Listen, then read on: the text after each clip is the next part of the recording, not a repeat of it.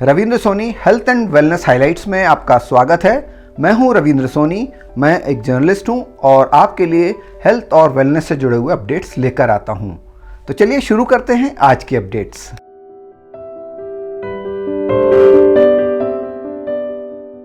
प्रधानमंत्री नरेंद्र मोदी द्वारा देश के युवाओं को सरकारी नौकरियां देने के संकल्प के तहत एम्स भोपाल में भर्ती प्रक्रिया में तेजी लाई गई है। इसके तहत आज भोपाल में भी रोजगार मेले का आयोजन चिरायू मेडिकल कॉलेज में किया गया था, जहां प्रधानमंत्री वर्चुअली रूप से चयनित अभ्यर्थियों से जुड़े। एम्स भोपाल की ओर से सहायक प्रशासनिक अधिकारी रामेंद्र सिंह सिसोदिया ने एमटीएस के लिए चयनित 21 अभ्यर्थियों को नियुक्ति पत्र वितरित किए।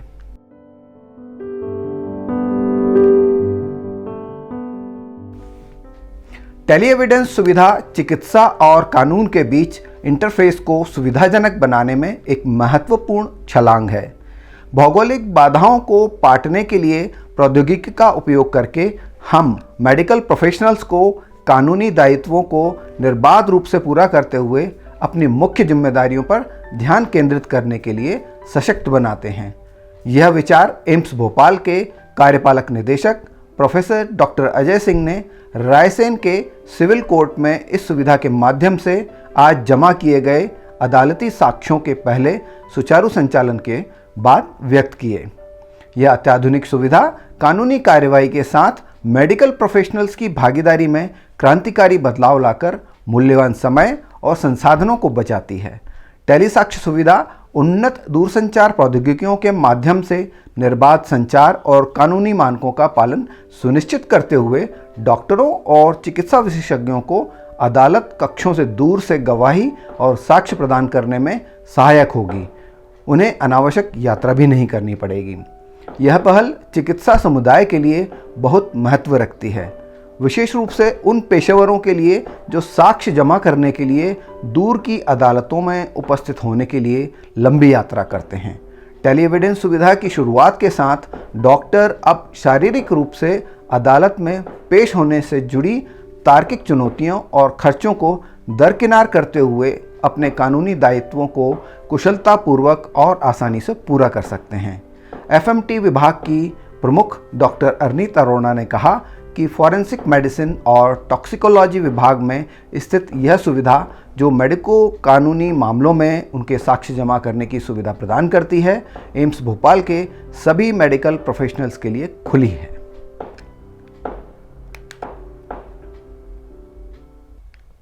हाल ही में एम्स भोपाल में एक दुर्लभ ऑपरेशन के द्वारा आहार नली और आमाशय के जोड़ पर स्थित लगभग 10 centimetre into 10 centimetre into 8 centimetre आकार के विशाल ट्यूमर को निकालकर मरीज को एक बेहतर जीवन प्रदान किया गया है। एम्स भोपाल द्वारा प्रदत्त जानकारी के अनुसार 34 वर्षीय एक महिला पिछले 2 साल से खून की उल्टी और पेट के दर्द से परेशान थी। उसने शहर के अन्य अस्पतालों में भी जांच कराई, जहां उसे बताया गया कि उसके भोजन की नली और पेट के बीच एक बड़ा ट्यूमर है। एम्स अस्पताल के कैंसर विभाग में आहार नली एवं आमाशय की एंडोस्कोपिक जांच करने पर आहार नली के निचले हिस्से में कई उभार पाए गए। इन उभारों से बायोप्सी करने पर उसमें आहार नली का लेयोमयोमा का पता लगा। छाती एवं पेट का कंट्रास्ट सीटी स्कैन करने पर आहार नली के निचले हिस्से में एवं आहार नली और आमाशय के जोड़ पर ट्यूमर पाया गया, जो लीवर के बाएं हिस्से से चिपका हुआ था। चूँकि यह गठान एक प्रकार का बिनाइन अथवा सौम्य प्रकृति का ट्यूमर था, इसलिए एम्स के कैंसर सर्जरी विभाग में सहायक प्रोफेसर डॉक्टर अंकित जैन ने इसके ऑपरेशन का निर्णय लिया, जो इस प्रकार के ट्यूमर का एकमात्र इलाज था।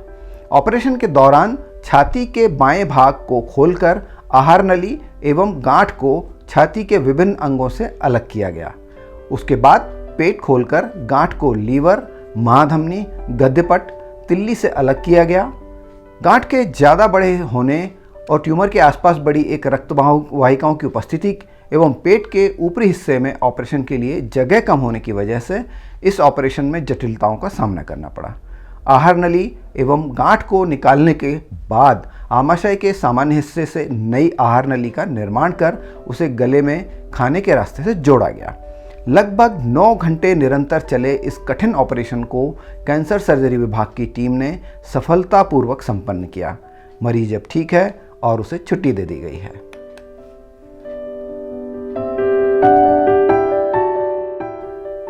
भोपाल स्मारक अस्पताल एवं अनुसंधान केंद्र यानी BMHRC में पढ़ रहे मेडिकल स्टूडेंट्स को मरीजों के उपचार से संबंधित व्यावहारिक ज्ञान उपलब्ध कराने के लिए एक advanced wireless cardiac life system ACLS स्थापित किया गया है। इसे अस्पताल के एनेस्थीसियोलॉजी विभाग में लगाया गया है। यहाँ एक एडवांस्ड मैनिक्विन के जरिए स्टूडेंट्स को यह सिखाया जाएगा कि अस्पताल में गंभीर हालत में भर्ती किसी गंभीर मरीज की स्थिति की जांच कैसे की जाए या उसके इलाज के लिए क्या तरीका अपनाया जाए। और इसमें हम एक और चीज़ है, मुझसे पल्स रियल टाइम चेक करते हैं हम, बाकायदा आपको फील होगी यहाँ पे पल्स किस मैनिक्विन। हाँ, और कंप्रेशंस जो आप देंगे जैसी क्वालिटी आएगी वो वहाँ पे आपको ECG के चेंजेस दिखाई देंगे। जैसे मान लीजिए शुरू किया पावर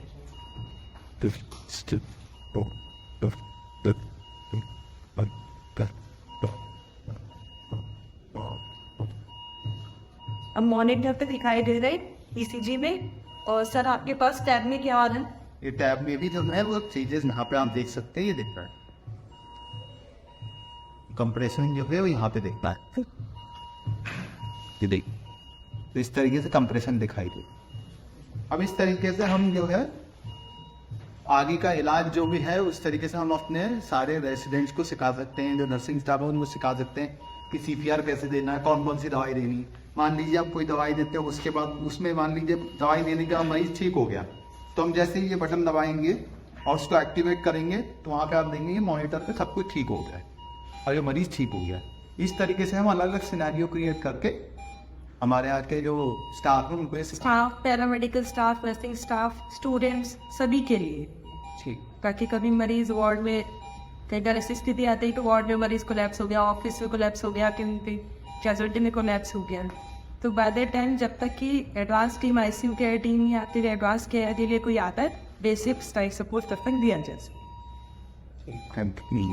सोमवार को BMHRC की प्रभारी निदेशक डॉक्टर मनीषा श्रीवास्तव ने इस एडवांस्ड लाइफ सपोर्ट सिस्टम का उद्घाटन किया। डॉक्टर मनीषा श्रीवास्तव ने बताया कि यह मैनिक्विन आमतौर पर मिलने वाले डमी से अलग है। किसी आम मरीज की तरह ही इस मैनिक्विन में भी पल्स, हार्ट बीट, एयरवे आदि की जांच की जा सकती है। यह मैनिक्विन एक मॉनिटर से जुड़ा होता है जिसमें पल्स, हार्ट बीट आदि दिखाई देती है। इसका नियंत्रण सीनियर डॉक्टर के हाथ में होता है जो अलग अलग परिस्थितियों के हिसाब से स्टूडेंट्स को जांच और इलाज के तौर तरीके सिखाता है। किसी मरीज को इंट्यूबेट कैसे किया जाता है यह भी इस मैनिक्विन के जरिए सिखाया जा सकता है। उन्होंने बताया कि BMHRC अब एक शैक्षणिक संस्थान के तौर पर विकसित हो रहा है। ऐसे में ACLS सिस्टम स्टूडेंट्स की लर्निंग में बहुत मददगार होगा। इससे मरीजों को भी गुणवत्तापूर्ण उपचार मिल सकेगा। BMHRC के प्रभारी अधीक्षक और एनेस्थीसियोलॉजी विभाग के प्रमुख डॉक्टर अनुराग यादव ने बताया कि हम डॉक्टर्स के अलावा नर्सिंग और पैरामेडिकल के स्टाफ और स्टूडेंट्स को भी ACLS के बारे में प्रशिक्षित करेंगे। वहीं पूरे स्टाफ को बेसिक लाइफ सिस्टम का प्रशिक्षण भी दिया जाएगा। तो ये थे आज के हमारे हेल्थ और वेलनेस से जुड़े हुए कुछ अपडेट्स। आशा करता हूँ पसंद आए होंगे। यदि हाँ तो इस चैनल को तुरंत सब्सक्राइब कर लेवें ताकि आपको ऐसे ही अपडेट आगे भी मिलते रह सकें। और यदि आप हमारे पुराने सब्सक्राइबर हैं तो इस चैनल को लाइक तो आप करना बिल्कुल ना भूलें और साथ ही इस वीडियो को ज़्यादा से ज़्यादा लोगों को शेयर करें ताकि ऐसी महत्वपूर्ण जानकारी उन्हें भी मिल सके। आज के लिए बस इतना ही। जल्दी मिलते हैं एक और नए एपिसोड में। तब तक के लिए धन्यवाद। Thanks for watching.